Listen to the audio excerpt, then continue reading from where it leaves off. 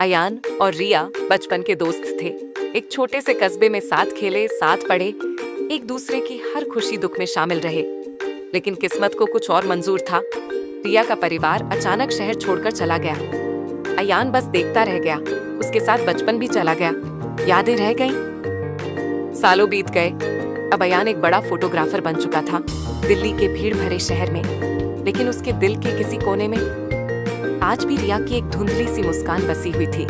उसे रिया का चेहरा ठीक से याद भी नहीं था, बस उसकी हंसी याद थी, वो आंखें याद थी। एक दिन एक आर्ट गैलरी में उसकी मुलाकात रिया से हुई।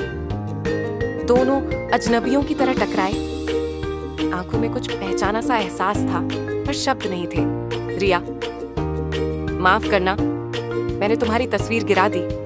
अय्यन मुस्कुराते हुए, कोई बात नहीं, कुछ चीजें गिरने के बाद भी हमारी होती हैं। वो हंसी, वही हंसी। अयान का दिल जोर से धड़का। उसे नहीं पता था क्यों, पर उसे इस लड़की से अलग सा जुड़ाव महसूस हो रहा था। धीरे धीरे उनकी मुलाकातें बढ़ने लगी। कॉफी शॉप्स, पार्क्स, पुराने बाजारों में वो यूं मिलते जैसे सदियों से एक दूसरे को जानते हो। हर छोटी बात पर हंसना, एक दूसरे की बातों को बिना कहे समझना, जैसे दोनों की रूहें पहले से बंधी हों।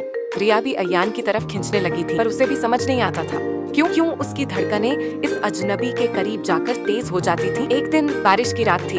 अयान और रिया पुराने कस्बे के एक मेले में पहुंचे, जो कभी उनका बचपन का हिस्सा था। अयान ने एक टूटा हुआ झूला देखा, वही झूला जहां बचपन में रिया उसे धक्का देती थी। अयान बिना सोचे बोल पड़ा, याद है, तुम हमेशा कहती थी, उड़ो अयान उड़ो। रिया चौंकी, उसकी आंखों में आंसू आ गए। उसने धीमे से कहा, अयान, तुम वही अयान हो ना? उनकी आंखें भीग गईं। इतने सालों की दूरी एक पल में मिट गई थी। रिया ने कांपते हुए उसके हाथ थाम लिए। अयान ने उसके माथे पर हल्का सा चुंबन दिया और फुसफुसाया, भूलने की कोशिश की थी, पर दिल ने तुझे कभी भुलाया ही नहीं। रिया उसकी बाहों में समा गई।